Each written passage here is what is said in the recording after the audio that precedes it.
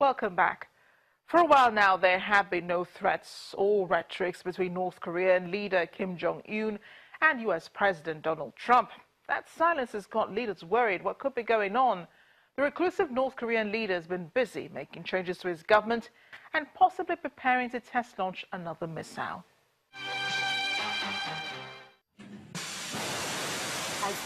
The insinuation that North Korea is preparing to test another missile is coming from a Russian lawmaker who just returned from a visit to Pyongyang. Anton Mozorov was quoted by RIA News Agency on Friday. He, however, did not give much information. According to a U.S. official, there have been signs that Pyongyang could be planning a missile test around October the 10th, the anniversary of the founding of the ruling Korean Workers' Party, and a day after the Columbus Day holiday in the United States. But they also cautioned that Pyongyang hasn't staged launches, despite indications that it would in the past. U.S. Secretary of State Rex Tillerson, during high-level talks in China last week, called for a tightening of an economic squeeze to persuade North Korea retreat from its nuclear arms and missiles programs.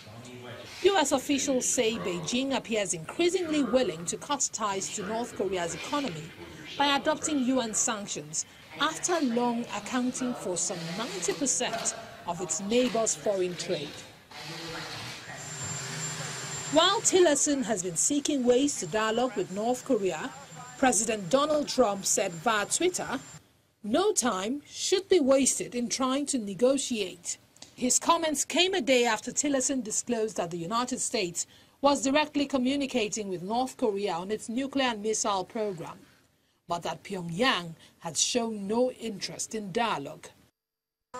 This was the first time the Trump administration had acknowledged it was in direct communication with Pyongyang.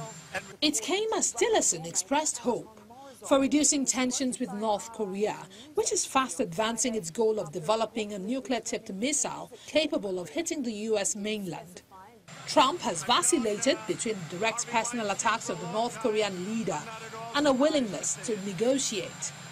After announcing new U.S. sanctions last month on North Korea, he also acknowledged diplomacy was still possible.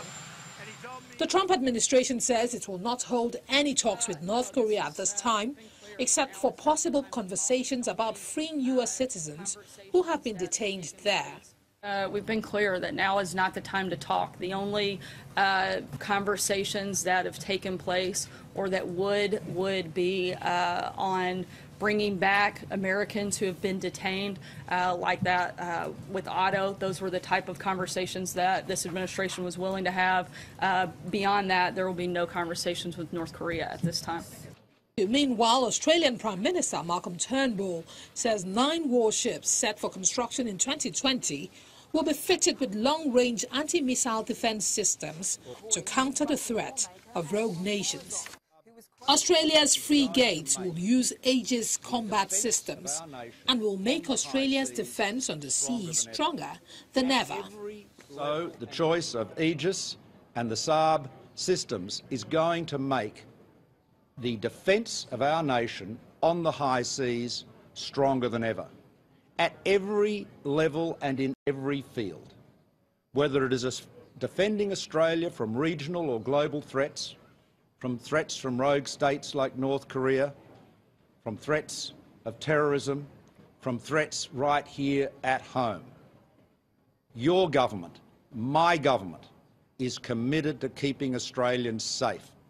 That is and always will be our first priority. There is no room for complacency, no room for set and forget. During South Korea's 69th Armed Forces Day, President Moon Jae-in called on the North to give up its nuclear program. He added that South Korea's cooperation with the international community to curb the North's nuclear ambition is at its highest level ever. South Korea's Armed Forces Day traditionally falls on October 1 to commemorate the day in 1950 when South Korean forces broke through the 38th parallel during the Korean War. But this year, the ceremony was held early in order to avoid a clash with the local Chuseok holiday.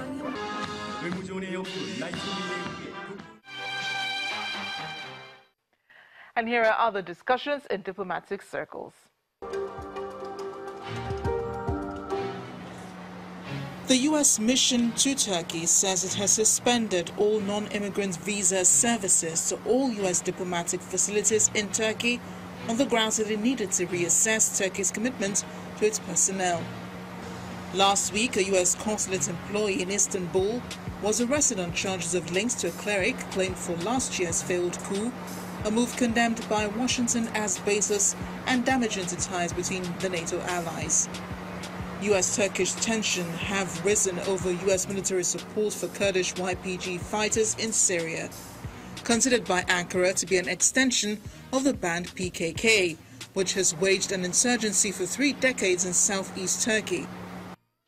A statement from the U.S. mission to Turkey reads, "Recent events have forced the United States government to reassess the commitment of the government of Turkey to the security of U.S. mission facilities and personnel.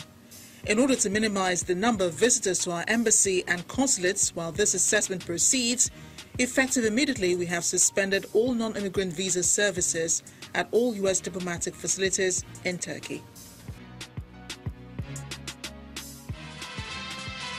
Hezbollah leader Syed Hassan Nasrallah has accused the United States of serving the interests of the Islamic State by preventing the Syrian army and its allies of advancing in some areas of eastern Syria. American jets have this year targeted pro-government militias in eastern Syria that were advancing Washington's local allies. Nasrallah said the United States was delaying the Syria military in its battle to retake territory from Islamic State. His comments came after a senior U.S. official said President Donald Trump was considering putting sanctions on Iran for its support of Hezbollah, and as the U.S. Congress prepares to consider tighter sanctions on Hezbollah itself.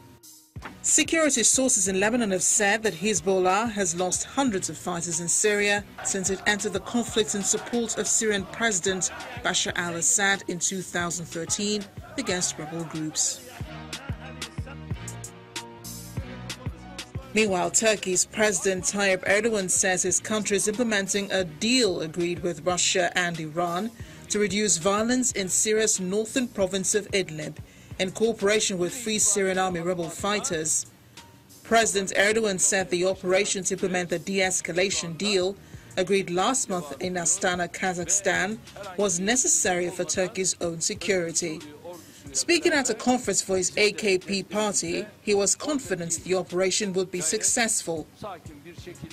A Turkish army reconnaissance team visited Syria's Idlib province on Sunday before a planned deployment by Turkish-backed rebels to try to bolster a deal to reduce warfare in northwest Syria.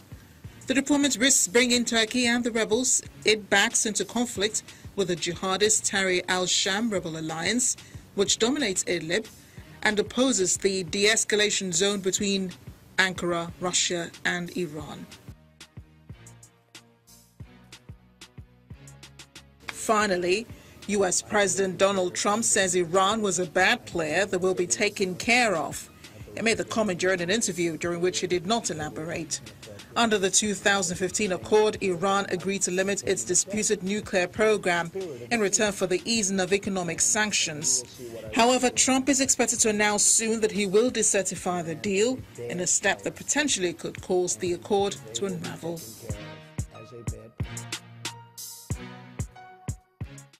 That's Diplomatic Channel this week. Thank you for watching. I am Amarachi Ubani. Don't forget you can reach us using any of our addresses showing on your screen. I'll see you next time.